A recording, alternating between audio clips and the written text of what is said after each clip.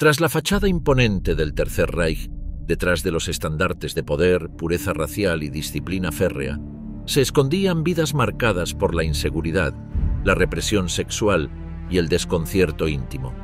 Rudolf Hess, el devoto seguidor de Hitler, mantuvo durante años una relación sentimental sin contacto físico, guiado por una devoción casi espiritual hacia Hitler que eclipsaba cualquier vínculo romántico. Su timidez extrema lo alejaba de la intimidad, centrando su afecto en el Führer.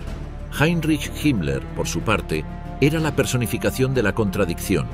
Físicamente débil, inseguro y retraído, promovió la abstinencia como ideal moral durante su juventud. No fue hasta los 28 años cuando tuvo su primera experiencia íntima, un contraste con la autoridad con la que luego dictaría normas sobre sexualidad y reproducción. En el centro de esta red estaba Hitler, emocionalmente distante y reservado. Informes médicos sugieren que pudo haber sido monórquido, condición que tal vez influyó en su desarrollo. Su vida privada estuvo marcada por la contención. Eligió el control sobre el deseo, enfocado exclusivamente en su objetivo final, su Alemania. Gerda Bormann, la profetisa de la poligamia del Tercer Reich. La relación entre Gerda Bormann y su esposo Martin Bormann, influyente jefe de la Cancillería del Partido Nacional Socialista y mano derecha de Hitler, fue una de las más inusuales y perturbadoras dentro de la esfera nazi. Gerda promovía la idea de eliminar la monogamia tradicional y sustituirla por un modelo al que llamaba Unión de Emergencia Nacional, el cual permitiría la poligamia como herramienta para acelerar la reproducción de descendencia aria considerada pura por los estándares del Tercer Reich. En sus escritos personales, Gerda Bormann expresaba ideas sorprendentes incluso para los estándares del Tercer Reich. Consideraba que el modelo de poligamia practicado en ciertas culturas islámicas podía ser perfectamente adaptado a la Alemania nazi. A su juicio, era una estrategia útil que no debía desaprovecharse.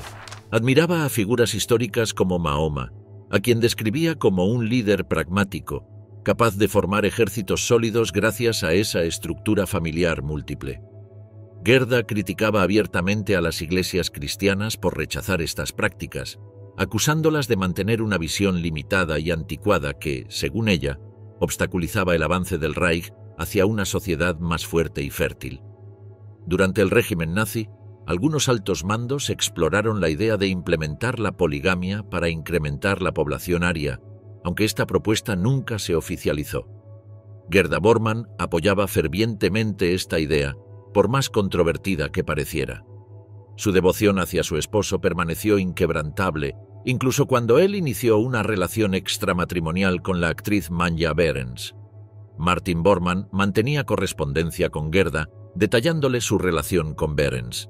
En una de sus cartas expresó su felicidad por estar doblemente casado y preguntó a Gerda qué opinaba de su loco marido.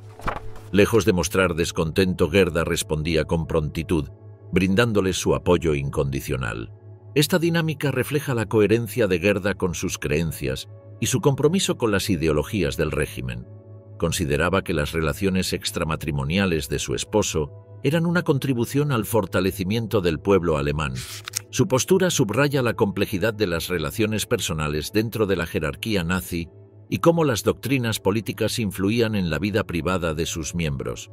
Gerda Bormann, además de sentir un profundo amor por su esposo, Martin Bormann, albergaba un respeto y admiración inquebrantables por Adolf Hitler y la doctrina nacionalsocialista. Lejos de resignarse a un papel de víctima silenciosa ante las relaciones extramatrimoniales de Martin, Gerda las acogía con orgullo y convicción. Contrario a la percepción general en Berlín, donde se asumía que soportaba estas situaciones con resignación, la realidad era diametralmente opuesta. No solo aprobaba las aventuras de su esposo, sino que activamente las promovía, considerándolas una manifestación natural del deber de una auténtica nacionalsocialista. En una carta dirigida a Martin, Gerda articuló su perspectiva. En el caso de Manja, solo tienes que asegurarte de que ella tenga un hijo un año y yo otro al siguiente, de modo que siempre tengas a una mujer activa a tu lado. Gerda Bormann cumplió con sus convicciones al tener 10 hijos con Martin Bormann entre 1930 y 1943, por lo que recibió la medalla de oro del partido nazi. Adolf Hitler apadrinó al primogénito, quien fue nombrado Martin Adolf.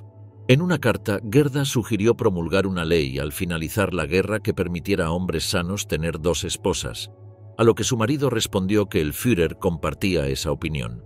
Aunque Adolf Hitler gozaba de notable popularidad entre las mujeres alemanas, cautivadas por su oratoria y carisma, nunca oficializó la poligamia en Alemania. Se ha sugerido que su reticencia podría deberse a convicciones sociopolíticas o a limitaciones personales. Por otro lado, Martin Bormann y su esposa Gerda promovieron activamente la idea de la poligamia como medio para fortalecer la raza aria.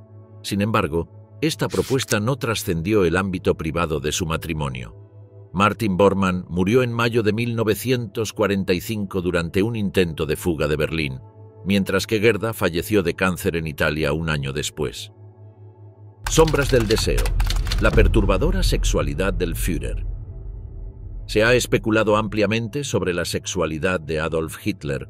Aunque no existen pruebas concluyentes, muchos historiadores sugieren que el dictador pudo haber sido por naturaleza asexual. A lo largo de su vida, mostró escaso o nulo interés por mantener relaciones íntimas, y todo indica que esta tendencia fue reforzada de manera consciente y voluntaria.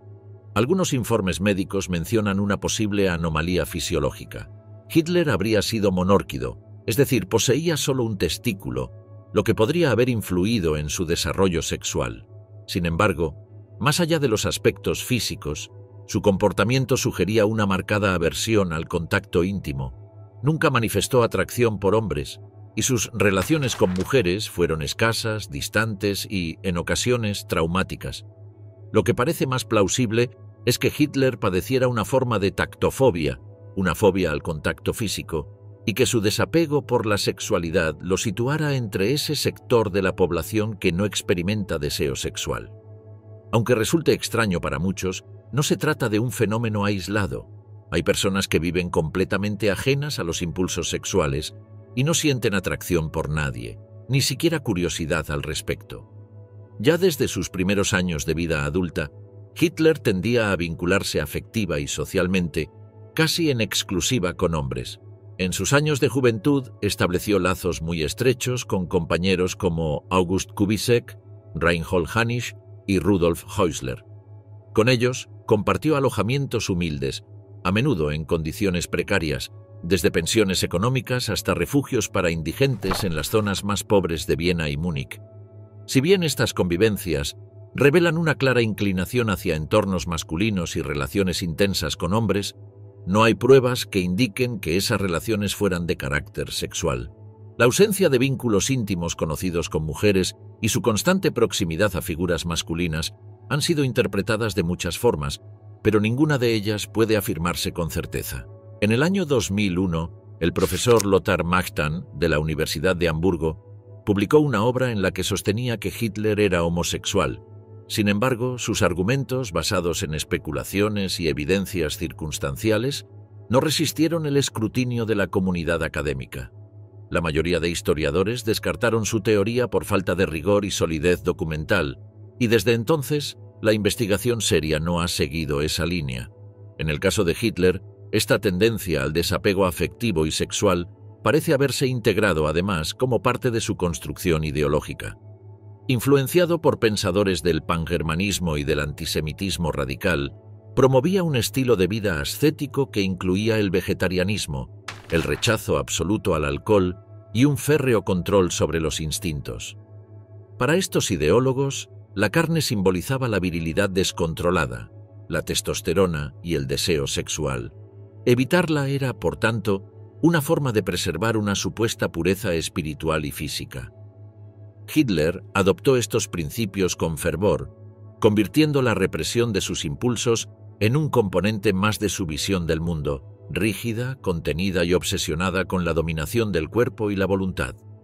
En su autobiografía, Mein Kampf, 1925, Hitler apenas menciona esos primeros años de vida. En su lugar, salta directamente de su infancia a sus experiencias durante la Primera Guerra Mundial, donde describe a los soldados de su regimiento como una gloriosa comunidad masculina. Esta exaltación del compañerismo masculino, destacada ya en Mein Kampf al referirse a los soldados como una gloriosa comunidad masculina, no era casual. Hitler idealizaba los entornos exclusivamente masculinos como espacios de fuerza, lealtad y disciplina, libres de lo que él consideraba distracciones emocionales o sensuales. En ese modelo no había lugar para la intimidad ni para el deseo. Todo debía estar subordinado al deber y a la causa. La camaradería viril sustituía cualquier forma de vínculo afectivo tradicional y se convertía en la base de su visión de una sociedad organizada jerárquicamente, unida por la obediencia y la voluntad de lucha, no por la emoción o la ternura. Dentro de esa lógica, la sexualidad era percibida como un obstáculo. No solo el acto físico, sino también el cortejo, los afectos y las emociones asociadas al deseo romántico eran vistos como elementos que debilitaban el carácter. Hitler no solo evitaba estas expresiones en su vida privada, sino que las rechazaba ideológicamente. Para él, canalizar esa energía hacia la acción, el combate o la construcción del Reich era un deber. La pasión debía transformarse en fervor político. La contención se convertía en una herramienta de poder. Quien domina sus impulsos, domina también su entorno. Este ascetismo extremo no era un rasgo aislado, sino parte central de su construcción como líder. Hitler buscaba proyectar la imagen de un hombre completamente entregado a una misión histórica, inmune a placeres o tentaciones terrenales. En su mente, eso lo elevaba por encima del resto. Mientras otros caían en los excesos del cuerpo, él se mantenía en una especie de pureza funcional, dispuesto a sacrificarlo todo, incluyendo la intimidad personal, por su visión del mundo. Esa negación del deseo no solo reforzaba su autoridad, sino que legitimaba, en su lógica, la exigencia de sacrificio que impondría a millones. A los 37 años, ya consolidado como figura política ascendente, Hitler intentó establecer relaciones con mujeres, en parte para proteger su imagen pública y evitar ser vulnerable a chantajes relacionados con su vida privada. Sin embargo, esos intentos resultaron insatisfactorios o no llegaron a concretarse. En sus residencias de Múnich, Berlín y Obersalzberg, mantenía siempre un retrato de su madre colgado sobre la cabecera de su cama, como una presencia constante. Casi ninguna de las relaciones femeninas que intentó cultivar pasó del plano superficial o simbólico.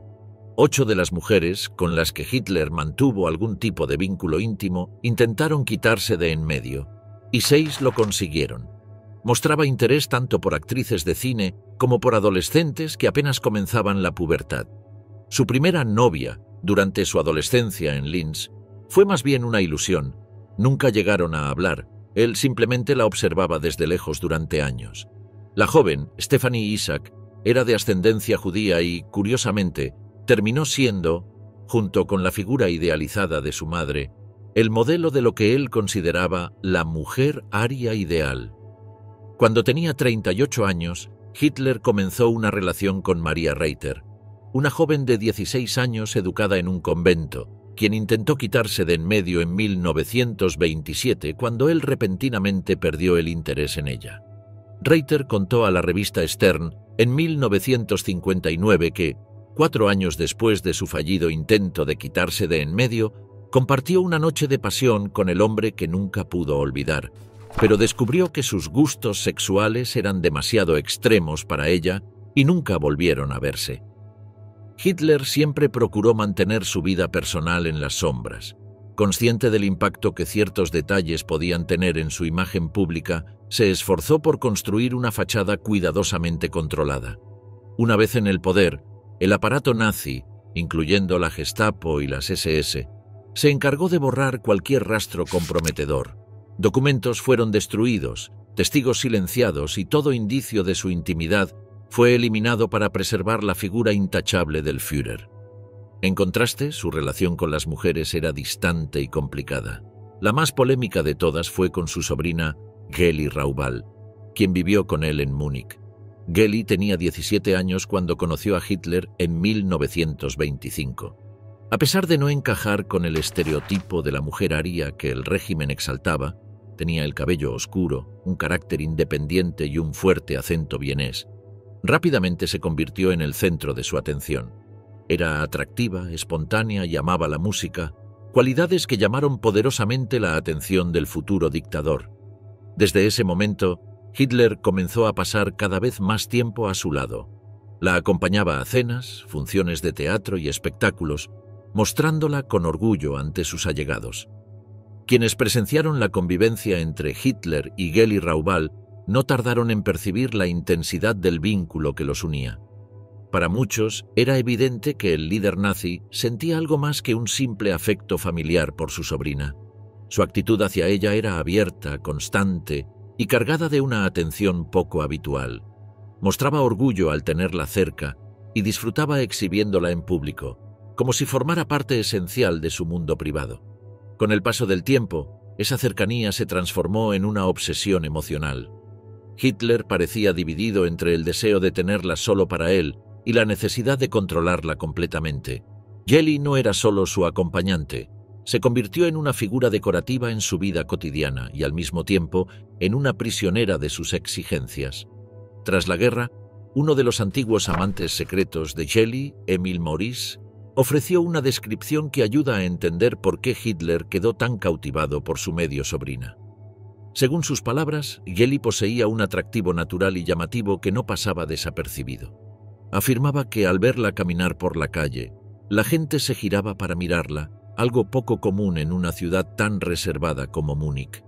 Su larga melena negra, de la que se sentía especialmente orgullosa, y su forma de vestir, que dejaba ver sus piernas con desenfado, contribuían a ese magnetismo. Geli correspondía al afecto de su tío con entusiasmo. Admiraba profundamente a ese hombre que comenzaba a conquistar a las masas y que para ella tenía un aura casi inalcanzable.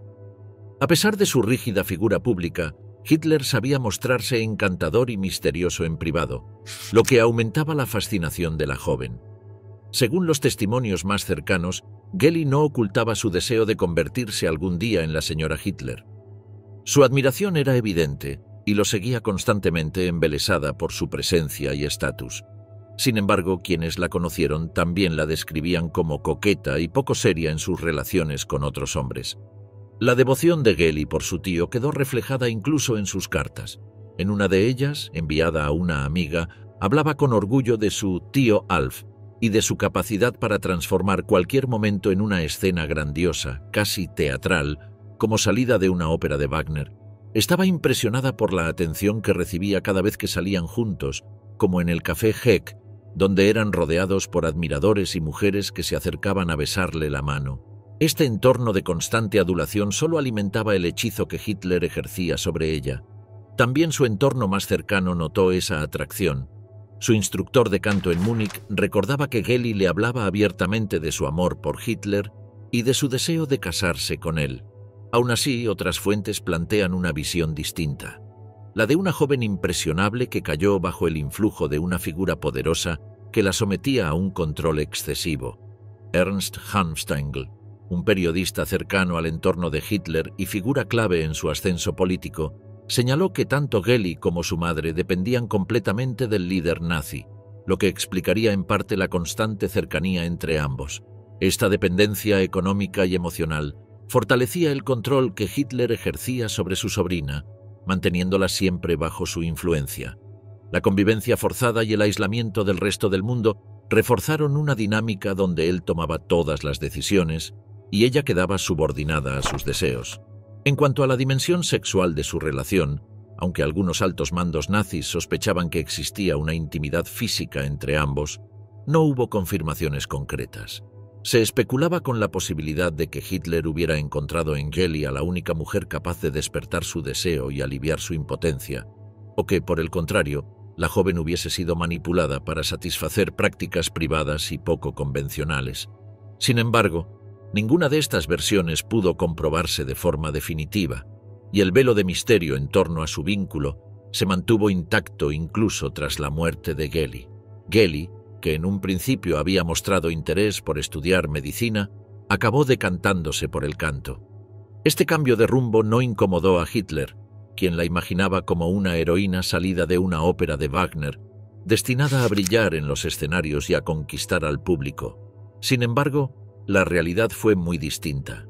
Según uno de los instructores de canto vinculados al partido nazi, su voz carecía de expresión y sus habilidades teatrales eran prácticamente nulas.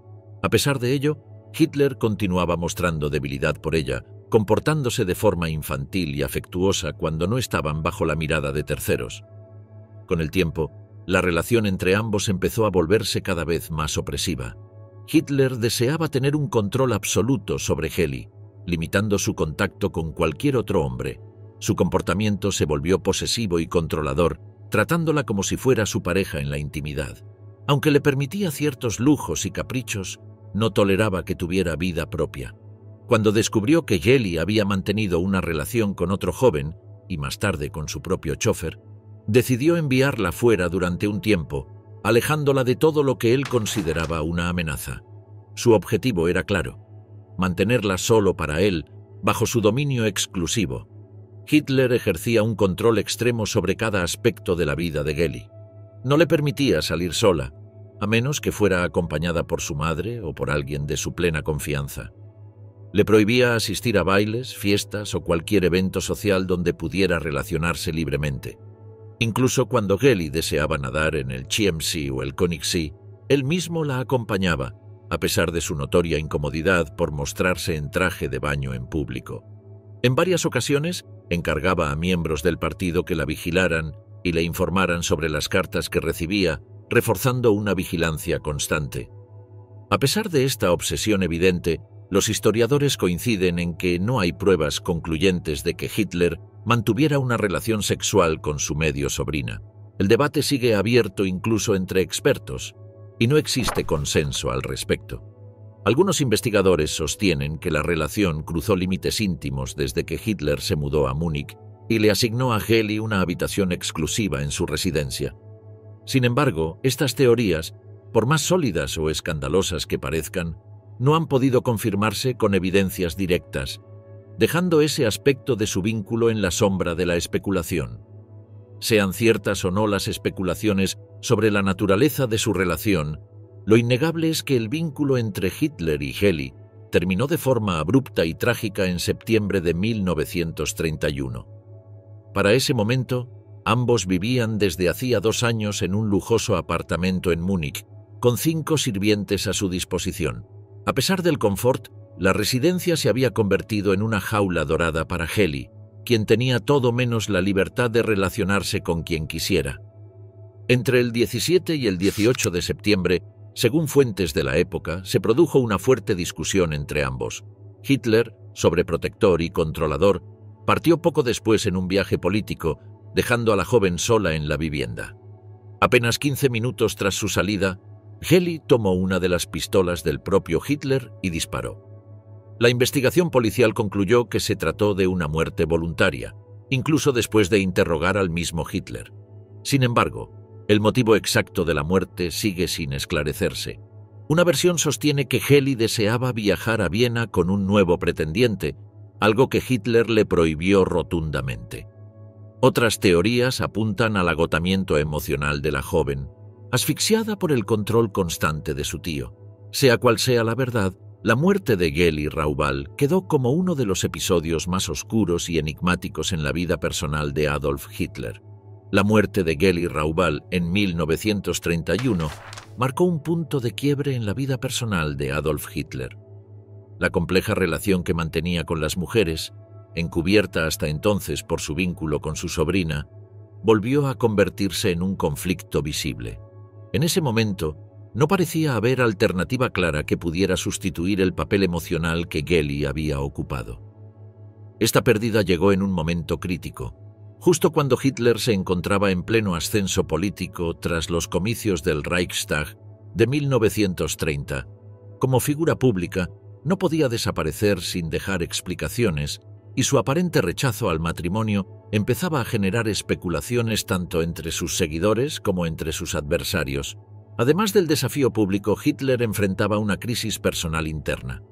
Su imagen, cuidadosamente construida, era también una fuente de motivación psicológica, y temía que el golpe lo debilitara no solo ante los demás, sino ante su propia percepción. En los meses posteriores a la muerte de Heli Raubal, Hitler comenzó a rodearse nuevamente de mujeres que, además de ser atractivas y decididas, mostraban un claro interés en acercarse a él tanto emocional como políticamente. Aunque tenía la posibilidad de casarse, optó por mantener su imagen de líder inalcanzable, evitando cualquier compromiso sentimental que pudiera debilitar el mito que había construido en torno a su figura. Fue en este contexto que Magda Quandt, entonces secretaria de Joseph Goebbels, conoció a Hitler y quedó profundamente cautivada por su figura. Admiraba su liderazgo y la visión nacional socialista que representaba. Aunque llegó a expresar su deseo de unirse a él completamente, finalmente se casó con el propio Goebbels, lo que le permitió permanecer en el núcleo íntimo del poder. Su devoción por Hitler, sin embargo, se mantuvo más allá del vínculo con su esposo. A comienzos de 1932, con 43 años y una creciente popularidad, Hitler seguía despertando admiración entre muchas mujeres de su entorno. Sin embargo, evitaba vincularse públicamente en relaciones afectivas. Entre las figuras femeninas que captaron su atención se encontraba la cineasta Leni Riefenstahl. Su talento artístico y su presencia carismática no pasaron desapercibidos, y Hitler mostró un interés particular en ella, aunque el vínculo que los unió fue más estratégico que íntimo. El vínculo con Leni fue más estratégico que personal. Hitler valoraba su capacidad estética para proyectar la imagen del régimen, y su presencia en eventos oficiales fortalecía la narrativa visual del poder. Sin embargo, a pesar de estas cercanías, ninguna mujer llegó a ocupar un rol sentimental establecido junto al Führer. La figura femenina ideal para él era la representación simbólica del sacrificio, la belleza y la lealtad al Reich, más que una compañera personal. La oscura fragilidad del Reich, el secreto sexual de Himmler. En claro contraste con el ideal físico que el régimen nazi promovía incansablemente, Heinrich Himmler encarnaba una paradoja viviente. A mediados de sus 20 años, Himmler tenía un físico frágil, problemas de visión que lo obligaban a depender constantemente de gafas, y un rostro poco imponente marcado por una mandíbula retraída. Su salud débil era otro obstáculo. Incapaz de participar en deportes vigorosos o tolerar grandes comidas, sentía una constante frustración respecto a su cuerpo y apariencia. Su vida sentimental en la juventud fue casi inexistente, hasta el punto de defender la abstinencia sexual como un ideal moral. Irónicamente, años después confesaría con amargura que habría preferido tener más experiencias íntimas durante aquellos años. Fue a los 28 años cuando tuvo finalmente su primera relación sexual, hecho tardío que contrastaba notablemente con la seguridad y atractivo físico de Margarete, la mujer que más adelante entraría en su vida y cuyo carácter destacaba enormemente frente a la inseguridad que definía la personalidad de Himmler. A comienzos de la década de 1930, Himmler enfrentó una crisis personal respecto a su percepción de la homosexualidad, principalmente debido a su previa relación de amistad y aprendizaje con Ernst Röhm, líder de las SA. Desde mediados de los años 20, Röhm había guiado a Himmler apoyándolo en asuntos políticos y militares, convirtiéndose en una influencia decisiva en su desarrollo profesional. No obstante, la conocida homosexualidad de Röhm terminaría convirtiéndose en una seria amenaza para esa amistad. Como responsable máximo de las SS durante las difíciles campañas electorales del partido, Himmler sabía perfectamente que los adversarios políticos utilizaban la orientación sexual de Röhm como arma de desprestigio contra el partido nazi. Esto ocurrió claramente cuando el periódico socialista Münchener Post reveló públicamente la homosexualidad de Röhm en abril y junio de 1931. Además, en marzo de 1932, la revista Hecho publicó las polémicas cartas de Heimsott, confirmando aún más estas acusaciones. En medio de esta compleja situación, Himmler decidió redefinir radicalmente a las SS, diferenciándolas claramente del modelo de masculinidad homosexual representado por Röhm. Este proceso lo llevó a cuestionar profundamente su concepto sobre la homosexualidad, estableciendo una clara línea divisoria entre su propia imagen masculina y aquella que Röhm proyectaba públicamente. En consecuencia, al menos desde marzo de 1932, Himmler se encontró incapacitado para apoyar públicamente cualquier política que pudiera cuestionar su propio concepto de masculinidad o que lo vinculara estrechamente con el modelo que encarnaba Röhm. Durante los primeros años de la década de 1930, la relación entre Himmler y Röhm fue compleja y llena de tensión. Para Himmler, Röhm se convirtió en una amenaza latente, pero debido a la posición de poder que Röhm ejercía al frente de las SSA y a la necesidad que Hitler tenía de ellas, no podía distanciarse de él abruptamente. Entre marzo de 1932 y la noche de los cuchillos largos en 1934, Himmler mantuvo un equilibrio delicado. Intentó separarse políticamente de Röhm sin romper del todo su relación personal y profesional. Esta posición incómoda lo llevó a actuar de manera contradictoria frente a la comunidad homosexual. Una muestra de ello ocurrió en 1933, cuando ordenó cerrar los clubes homosexuales, decisión que más tarde comentó públicamente en uno de sus discursos. Igualmente reveladora fue la destrucción por parte de militantes nazis del Instituto para la Investigación Sexual de Magnus Hirschfeld en Berlín, el 6 de mayo de 1933. Aunque Himmler no reconoció directamente su participación en estos hechos durante aquel discurso, sí hizo referencia posteriormente al valioso material informativo obtenido por la Gestapo, gracias a las investigaciones recopiladas por Hirschfeld. En contraste con sus pensamientos y acciones a principios de 1933, Himmler mantuvo una conexión con Röhm apenas 6 semanas después de la destrucción del Instituto de Hirschfeld. El 17 de junio de 1933, Reinhard Heydrich, segundo al mando de Himmler y Gruppenführer de las SS, escogió precisamente a Ernst Röhm como padrino de su primer hijo. Teniendo en cuenta que Röhm era entonces jefe del Estado Mayor de las SA, la elección de Heydrich parecía lógica mientras las SA siguieran siendo valiosas para el movimiento nazi. Sin embargo, cuando el partido dio la espalda a Röhm durante la noche de los cuchillos largos, un año después, Himmler rápidamente rompió cualquier vínculo con quien había sido su mentor y comenzó ataques directos contra la comunidad homosexual. En su discurso en Bad Tölz en 1937, Himmler expuso su visión final sobre la homosexualidad y la masculinidad, influenciado por una crisis personal que se remontaba a su juventud. Inicialmente, Himmler creía que la homosexualidad estaba exclusivamente relacionada con hombres afeminados, siguiendo las teorías promovidas por Magnus Hirschfeld. Sin embargo, tras la purga de Ernst Röhm y otros homosexuales masculinos en 1934, se dio cuenta de que existía otro modelo homosexual más asociado con una masculinidad extrema. Este descubrimiento le provocó un conflicto interno. Debía distanciarse tanto del estereotipo afeminado como del hipermasculino para mantener su propia identidad masculina y heteronormativa. Para solucionar esta crisis interna, Himmler recurrió a su propia experiencia juvenil. Reveló que en su adolescencia había luchado contra lo que percibía como tentaciones perversas asociadas a la masturbación y la homosexualidad, lo cual relacionó con timidez y dificultades para interactuar con mujeres. La solución personal que encontró, basada en disciplina, lealtad y contacto adecuado con mujeres, especialmente a través del baile y encuentros sociales, se convirtió en su modelo para la juventud alemana. Himmler defendió así la necesidad de fomentar relaciones heterosexuales tempranas, asegurando que cualquier alejamiento de esta conducta tradicional podía llevar a los jóvenes hacia la homosexualidad.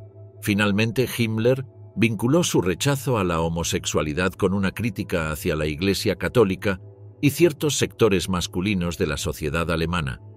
Según él, la Iglesia, especialmente en monasterios y jerarquías religiosas, estaba dominada por prácticas homosexuales encubiertas que veía como una amenaza similar a la que él había identificado en algunos círculos nazis.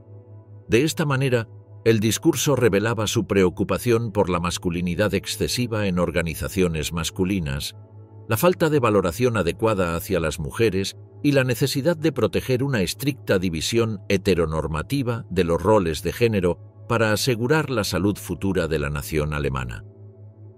La sexualidad oculta de Rudolf Hess. Rudolf Hess, uno de los más fieles seguidores de Hitler, conoció a su futura esposa, Ilse, cuando él tenía 26 años y ella aún era una adolescente. La joven quedó profundamente cautivada por él desde el primer momento Pero Hess se mostró distante y reacio a cualquier tipo de acercamiento romántico. De hecho, según los registros históricos, Hess era virgen y experimentaba un conflicto interno con respecto a su propio cuerpo y sus impulsos sexuales.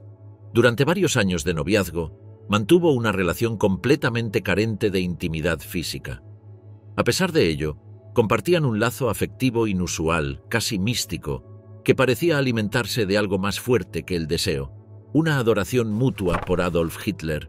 Ambos asistieron juntos a una conferencia del futuro dictador en los primeros años de la década de 1920 y desde ese instante quedaron completamente fascinados. Esa admiración común por el Führer fue lo que cimentó su conexión como pareja, a pesar de la falta total de vida sexual. Desde aquel primer encuentro, Rudolf Hess desarrolló un vínculo de absoluta devoción hacia Adolf Hitler, que rozaba lo místico. Para él, Hitler no era solo un líder político, sino una figura casi sagrada, una especie de entidad superior cuya palabra tenía peso de revelación. Fue Hess quien, mucho antes que otros, comenzó a referirse a él como Mein Führer, no simplemente como un título, sino como una afirmación de lealtad personal profunda, casi religiosa. Su comportamiento en presencia del dictador era revelador. A pesar de ser un hombre reservado, con escasa habilidad para hablar en público, Hess se transformaba cuando debía pronunciar discursos que incluyeran referencias a Hitler. Su tono cambiaba, su voz se volvía exaltada y su emoción era tan evidente que en ocasiones parecía rozar el trance. Los elogios se desbordaban, y no faltaban momentos en los que su expresión corporal revelaba una mezcla de veneración y entusiasmo que pocos comprendían del todo. Hitler, por su parte, solía recibir estos gestos con una mezcla de incomodidad y satisfacción contenida. Aunque era reservado respecto a sus emociones, no dejaba de mostrar cierto aprecio por esa fidelidad absoluta. En más de una ocasión, testigos señalaron que el Führer, impasible ante casi todo, parecía sonrojarse brevemente ante las declaraciones apasionadas de su subordinado más leal. La dinámica entre ambos era única, una relación marcada por el desequilibrio emocional, en la que Hess se entregaba por completo mientras Hitler, sin corresponder del todo, aceptaba el papel de ídolo con un gesto sutil de aprobación. Entre los documentos personales de Rudolf Hess, hoy conservados en los archivos nacionales del Reino Unido en Kew, el historiador Pierre Servan descubrió una anotación especialmente reveladora. En ella, Hess expresaba con claridad un sentimiento que él mismo definía como amor hacia Hitler, acompañado del deseo vehemente de volver a estar a su lado. Este tipo de declaraciones ha llevado a más de un investigador a plantearse la verdadera naturaleza de su vínculo, especialmente durante los años de encierro compartido en la prisión de Landsberg, tras el fallido golpe de 1923. La intensidad emocional que Hess proyectaba hacia el líder nazi no era común, ni siquiera dentro del círculo más cercano del régimen, y resulta aún más llamativa si se considera que Hitler era un hombre parco en muestras de afecto. A excepción de su célebre perra Blondie, rara vez se le vio manifestar algún tipo de ternura hacia otro ser vivo. Sin embargo, con Hess parecía hacer una excepción. Existen testimonios de que, en momentos puntuales, ambos salían del despacho cogidos del brazo, una imagen inusual en la rígida coreografía de poder del Tercer Reich. Aunque no hay pruebas concluyentes de que entre ellos existiera una relación de carácter romántico o sexual, lo cierto es que su conexión desbordaba lo meramente político. La devoción de Hess iba mucho más allá de la lealtad ideológica, y si bien Hitler nunca correspondió abiertamente con gestos similares, sus pequeñas muestras de cercanía con él siguen alimentando el debate sobre los límites y matices de aquella enigmática relación. La cercanía inusual entre Hitler y Rudolf Hess no tardó en alimentar especulaciones dentro y fuera del Partido Nacionalsocialista.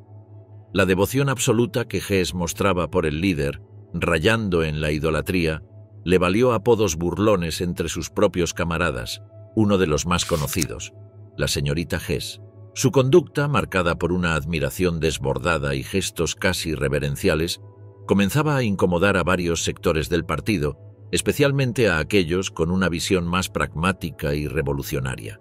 En particular, el ala más izquierdista del movimiento veía con recelo esa actitud servil, a la que acusaban de reproducir estructuras propias del culto al líder o incluso de resabios monárquicos. La obediencia ciega y el entusiasmo casi emocional con el que Hess hablaba de Hitler no encajaban con la imagen de camaradería viril y militarista que intentaban proyectar en aquellos años de consolidación ideológica. Según señala el historiador Pierre Servent, algunos militantes de los primeros tiempos llegaron a sugerir que el reservado Hess no solo era excesivamente sumiso, sino que su fascinación por Hitler podría tener una dimensión íntima no reconocida. Sin embargo, las habladurías y las críticas no alteraron en lo más mínimo su comportamiento. Durante toda la década de 1920, Hess mantuvo una actitud de absoluta lealtad y su veneración por Hitler no hizo más que intensificarse. Literalmente y sin rubor alguno, se postraba simbólicamente ante él, como si cada paso del líder fuera sagrado. A pesar de llevar años en una relación con Ilse Proll, Rudolf Hess no mostraba el menor interés en formalizar el compromiso. Su vida giraba casi por completo en torno a Adolf Hitler, a quien admiraba con una devoción que rozaba lo absoluto.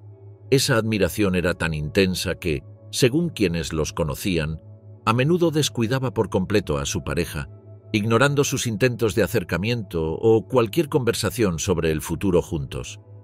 Para Hess, todo lo que no estuviera relacionado con el Führer parecía carecer de importancia. Fue recién en 1927, durante una cena privada que compartían los tres, cuando ocurrió un giro inesperado. En un gesto sorprendente fue el propio Hitler quien, sin consultar a nadie, tomó la mano de Ilse y la colocó sobre la de Hess, anunciando en voz alta que debían casarse. Nadie en la mesa se atrevió a contradecirlo. En el universo del partido, su palabra era ley. La decisión quedó sellada en ese instante, y hacia finales de ese mismo año, la boda se llevó a cabo, más como una orden obedecida que como fruto de una voluntad compartida. Instalados en un modesto apartamento en Múnich, la relación continuó siendo igual de distante en el ámbito íntimo. Ilse llegó a confesarle a una amiga que se sentía como una monja atrapada en una vida sin pasión. La negativa de Hess al sexo alimentó múltiples teorías, y hasta el día de hoy su comportamiento sigue siendo un enigma sin respuesta definitiva. Su conducta fanática y su devoción casi amorosa hacia Hitler generaban incomodidad entre otros jerarcas nazis, que lo consideraban un inadaptado o incluso un homosexual reprimido, desbordado por sus sentimientos hacia el Führer.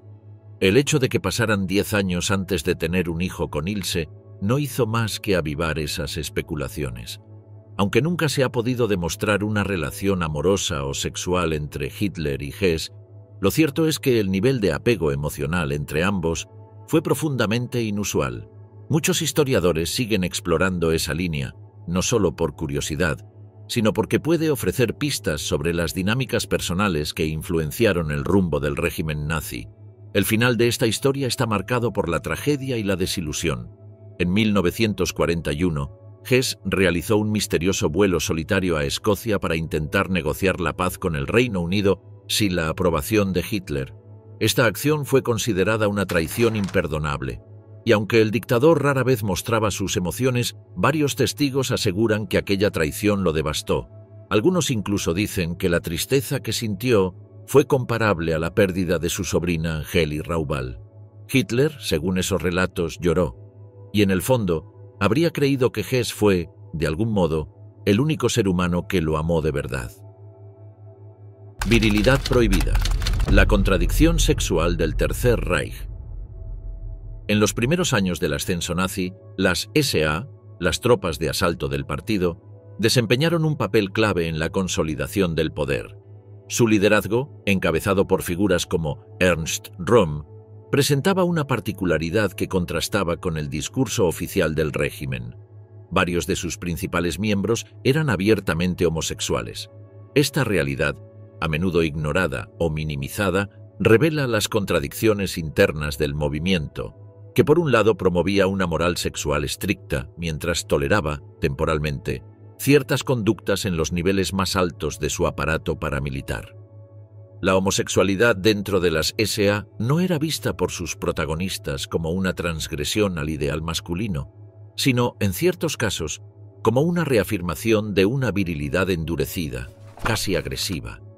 Se trataba de una visión profundamente militarista del cuerpo y la disciplina, donde el vínculo entre hombres, reforzado por la vida en común, el entrenamiento físico y la lealtad inquebrantable, era considerado más sólido y puro que cualquier lazo con el mundo femenino. En este contexto, la mujer era percibida como ajena, innecesaria o incluso como una distracción que debilitaba la estructura del guerrero. Esta convivencia entre una identidad homoerótica encubierta y un sistema ultraconservador tenía un límite. Con el tiempo, Hitler comprendió que el poder creciente de las SA y su carácter autónomo representaban una amenaza para su control absoluto. La llamada Noche de los Cuchillos Largos, en 1934, puso fin a esta ambigüedad. Röhm y otros líderes fueron eliminados físicamente, y con ellos, esa tolerancia tácita también desapareció. A partir de entonces, el nazismo endureció aún más su discurso sobre la moral sexual, transformando la represión en política de Estado. Ernst Röhm, jefe de las SA y uno de los primeros colaboradores de Hitler, fue una figura fundamental en el ascenso del movimiento nacionalsocialista. A pesar de su influencia, su trayectoria personal ha quedado en gran medida eclipsada por el curso de los acontecimientos posteriores. En sus primeros años dentro del partido, no hubo indicios públicos que revelaran aspectos relevantes sobre su vida sexual. No sería hasta su estancia en Sudamérica, tras el fallido intento de golpe en Múnich de 1923, cuando comenzó a circular información que lo vinculaba a relaciones homosexuales, particularmente durante su paso por Bolivia. Al regresar a Alemania en 1930, Röhm retomó su rol como líder de las milicias del partido, pero ahora con una reputación distinta. Su orientación sexual, lejos de permanecer en el ámbito privado, se volvió un tema de dominio público entre la élite del movimiento y más aún entre sus detractores. Diversos dirigentes de las SA, hombres en posiciones de poder, compartían perfiles similares, lo que alimentó las sospechas y el escrutinio externo. Tanto el Partido Socialdemócrata como los comunistas aprovecharon esta contradicción para lanzar ataques mediáticos. El periódico Münchener Post, afín al SPD, publicó una serie de reportajes bajo el título La Hermandad de la Casa Parda, en los que se acusaba a varios miembros de la cúpula nacionalsocialista de mantener conductas sexuales ilegales, incluyendo la contratación de prostitutos. Estas denuncias, más allá del sensacionalismo político, señalaban una tensión evidente dentro del movimiento nazi. Por un lado, promovía una imagen pública de disciplina y moral estricta, mientras que por otro, toleraba, al menos durante un tiempo, prácticas que chocaban directamente con esa narrativa. La exposición pública de la homosexualidad entre los altos mandos de las SA no fue un hecho menor. Tras ser difundida por la prensa socialista y comunista de la época, especialmente en publicaciones como el Münchener Post, el escándalo alcanzó los tribunales. Lejos de generar una defensa hacia los implicados, estos señalamientos fueron utilizados como estrategia para desacreditar políticamente al nazismo, en una época donde la homosexualidad seguía siendo considerada un delito o un signo de decadencia moral. Paradójicamente, muchos sectores de la izquierda compartían entonces una visión profundamente conservadora respecto a la sexualidad. En lugar de cuestionar la represión sexual impuesta por el régimen nazi, replicaban prejuicios similares. Para buena parte del pensamiento socialista de principios del siglo XX, la homosexualidad era vista como una expresión de individualismo burgués o como un síntoma de corrupción propia de los regímenes autoritarios, una idea que encontró eco incluso en el ámbito soviético. El escritor Maxim Gorki llegó a pronunciar una frase brutal: «Exterminad a los homosexuales y acabaréis con el fascismo». Esta percepción, hoy obsoleta, estaba arraigada en la creencia de que el fascismo promovía un culto a la fuerza y a lo masculino que, llevado al extremo, rechazaba cualquier noción de diferencia o complementariedad. Desde esa lógica, algunos ideólogos establecían un paralelismo entre el deseo homosexual y el deseo de homogeneidad ideológica. Aunque esta visión fue perdiendo peso con el tiempo, durante décadas sirvió para reforzar estigmas y justificar silencios, incluso desde posiciones políticas que se consideraban progresistas. Hasta mediados del siglo XX, buena parte de la izquierda europea mantuvo una visión profundamente crítica de la homosexualidad, considerándola en muchos casos como un rasgo vinculado al autoritarismo, la decadencia o la corrupción burguesa. Esta idea, errónea desde una perspectiva contemporánea, encontraba entonces apoyo en ejemplos como el de las SA, cuya estructura y funcionamiento parecían confirmar aquellas sospechas. Las tropas de asalto del Partido Nacional Socialista eran formaciones exclusivamente masculinas, con una cultura interna marcada por el culto a la fuerza, la obediencia y la camaradería viril. En ese contexto cerrado, caracterizado por el rechazo sistemático a la figura femenina y a cualquier forma de vulnerabilidad, algunos sectores de la izquierda interpretaron el vínculo entre sus miembros no solo como político o militar, sino también como una forma de desviación moral. Este enfoque, que buscaba exponer una supuesta contradicción dentro del nazismo, su retórica moral frente a las prácticas privadas de sus líderes, sirvió durante años como herramienta de denuncia. Las SA, más allá de sus objetivos políticos, fueron convertidas en símbolo de lo que se consideraba una perversión del ideal masculino.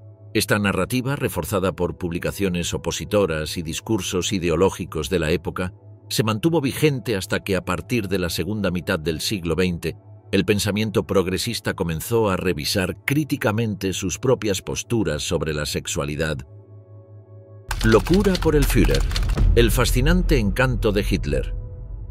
El 3 de abril de 1923, el Münchener Post, órgano del Partido Socialdemócrata Alemán, publicó una nota mordaz sobre el fenómeno que comenzaba a rodear a Adolf Hitler. Mujeres entregadas, embelesadas por su figura, que acudían a sus discursos con lágrimas en los ojos, empeñaban sus joyas y ofrecían apoyo económico incondicional. La respuesta del líder nacionalsocialista no se hizo esperar. Meses después, el 8 de noviembre de ese mismo año, tras el fallido intento de golpe en Múnich, simpatizantes del NSDAP asaltaron y destruyeron las oficinas del periódico como acto de represalia. Desde los primeros compases del movimiento, numerosas mujeres se convirtieron en colaboradoras fundamentales de Hitler. No solo le proporcionaron respaldo financiero, sino también contactos clave dentro de las élites sociales y políticas de Baviera. En 1926, cuando el partido se encontraba al borde del colapso económico y Hitler amenazaba con quitarse la vida ante la posibilidad de una bancarrota, fue una mujer quien evitó el desastre. Elsa Bruckmann, aristócrata de origen rumano, lo llevó personalmente ante el industrial Emil Kirchdorf, quien saldó las deudas del partido y permitió su supervivencia. En su residencia de Múnich, Elsa organizaba tertulias donde Hitler era el invitado de honor, y lo rodeaba de personajes influyentes. Su devoción era tal que le ofrecía regalos personales y objetos de uso diario con una entrega casi ritual. La manipulación emocional y estratégica de Hitler hacia sus admiradoras era precisa y calculada. Aceptaba sin reparos joyas, relojes, dinero o propiedades ofrecidas por mujeres embelesadas con su figura. En documentos conservados de la época constan empeños de colgantes de esmeraldas, anillos de brillantes y otros artículos de valor, utilizados como garantía para préstamos personales. La admiración femenina era también una vía de acceso. Solo aquellas que expresaban una entrega absoluta al Führer lograban formar parte de los círculos selectos del entorno nazi. La paradoja residía en que ese mismo partido promovía una ideología abiertamente hostil hacia las mujeres en la esfera pública.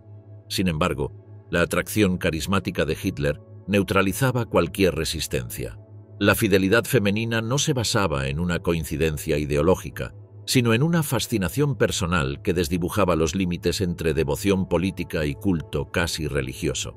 En el seno del Tercer Reich, las mujeres podían afiliarse al Partido Nacional Socialista y contribuir económicamente como cualquier miembro varón, pero su papel dentro de la estructura del poder estaba claramente delimitado. Alfred Rosenberg, uno de los principales ideólogos del régimen, dejó por escrito la jerarquía esperada.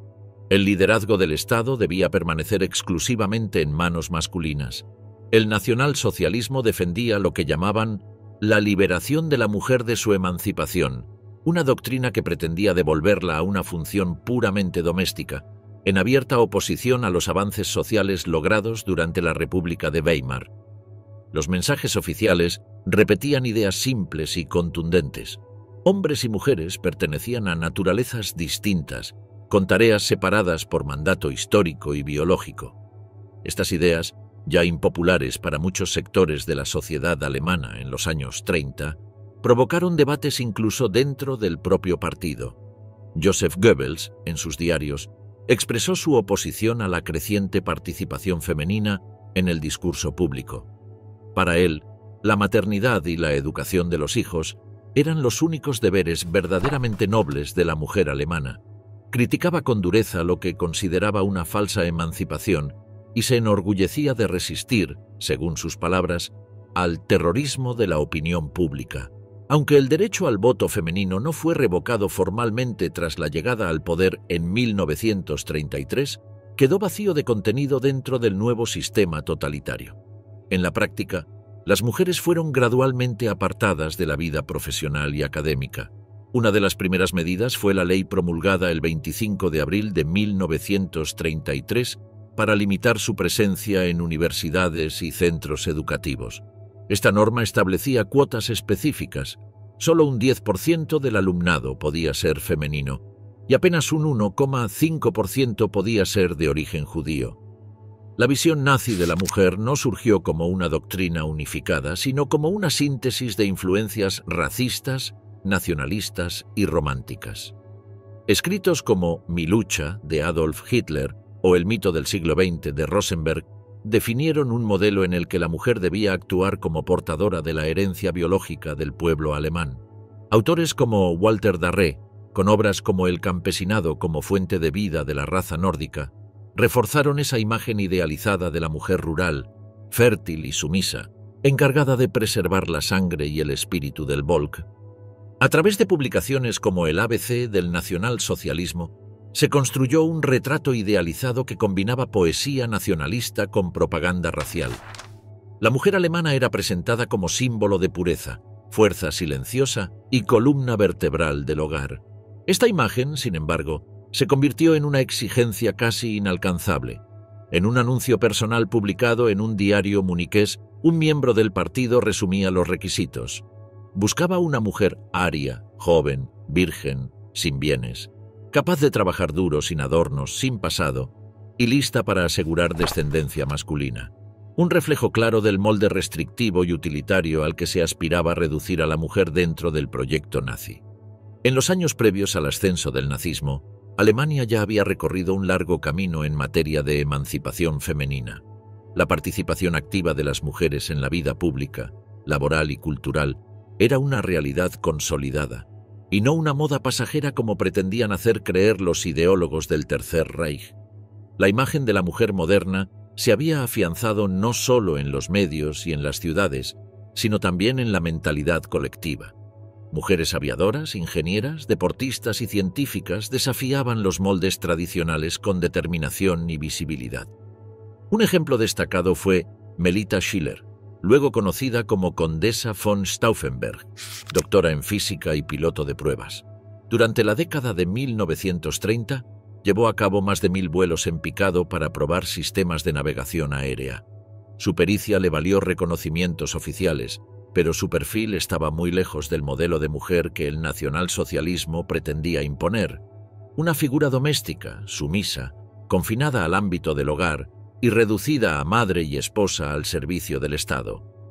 Pese a la propaganda del régimen, que exaltaba a la mujer de la rueca y la cocina, muchas de las mujeres cercanas a los jerarcas nazis no se ajustaban a ese ideal.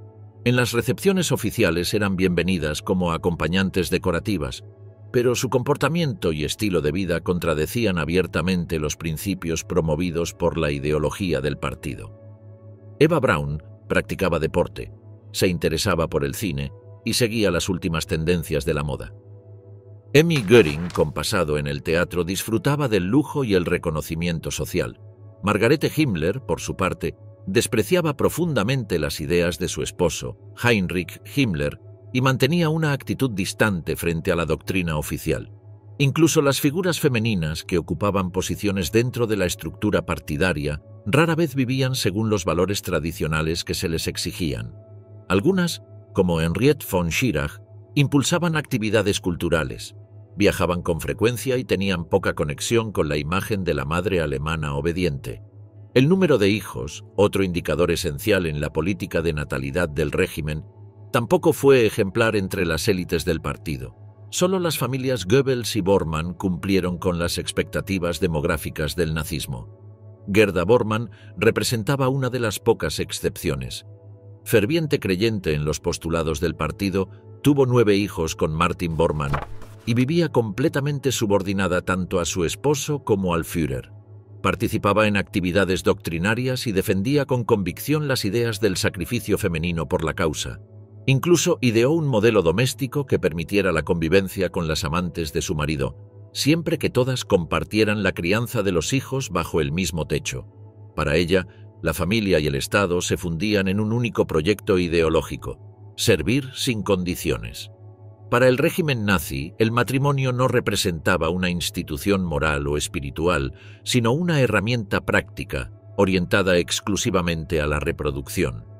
La preocupación por el desequilibrio demográfico, con millones más de mujeres que de hombres tras la Primera Guerra Mundial, llevó a los ideólogos del Tercer Reich a promover la maternidad incluso fuera del matrimonio. Según sus propias palabras, era preferible que una mujer tuviera un hijo antes que envejecer sin descendencia, pues la naturaleza exige que la mujer dé vida. Este pensamiento fue llevado al extremo por Heinrich Himmler con la creación del programa Lebensborn. Su objetivo declarado era fomentar nacimientos entre mujeres consideradas racialmente puras y hombres de ascendencia germánica igualmente seleccionada. Himmler explicaba que aquellas mujeres solteras que deseaban tener hijos podían recurrir a este sistema sin temor. Los niños serían protegidos y apadrinados por las SS. Las uniones no estaban basadas en afecto ni en vínculos legales, sino en criterios biológicos al servicio del proyecto racial nazi. Desde el aparato de propaganda del Tercer Reich, se sostenía con firmeza que las mujeres alemanas no buscaban independencia ni participación política, sino la vida doméstica, el matrimonio y la maternidad. La fábrica, la oficina o el parlamento eran retratados como espacios impropios para ellas. Sin embargo, este modelo fue no solo restrictivo, sino estratégicamente ineficaz.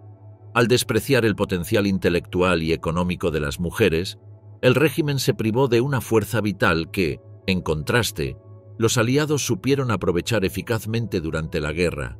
Mientras el nazismo limitaba el trabajo femenino y promovía una imagen rígida de la mujer como figura del hogar, otras naciones incorporaban a millones de mujeres en sectores clave, como la industria armamentística. Incluso cuando la escasez de mano de obra se volvió crítica, Hitler dudó en movilizar a las mujeres debido a su propia ideología, atrapado por el ideal que él mismo había impuesto. El rechazo a lo moderno llegaba al punto de sancionar socialmente el uso de maquillaje, tacones o cigarrillos por parte de las mujeres, como si el control de su estética fuera parte del proyecto de purificación racial. A pesar de que en la práctica muchas mujeres del entorno nazi no cumplían ese modelo y de que el Lebensborn ya era una medida radical, los planes que se esbozaban para después de la guerra iban aún más lejos. Gerda Bormann, esposa del secretario del partido, era una ferviente defensora de ampliar legalmente la poligamia, basándose en la posible escasez de hombres tras la contienda. Incluso anotó que el propio Hitler contemplaba la idea. La prioridad era garantizar descendencia, sin importar el número de esposas o el carácter voluntario de la unión. Martin Bormann, que ya mantenía múltiples relaciones con la aprobación de su esposa, respaldaba con entusiasmo estas ideas. En privado, se discutían propuestas como obligar a toda mujer menor de 35 años a tener al menos 4 hijos con varones arios. Una vez alcanzado ese número, los hombres serían liberados para continuar con su deber militar. También se barajaban medidas para institucionalizar matrimonios de emergencia y desmantelar el concepto tradicional de monogamia mediante la legalización de las esposas secundarias.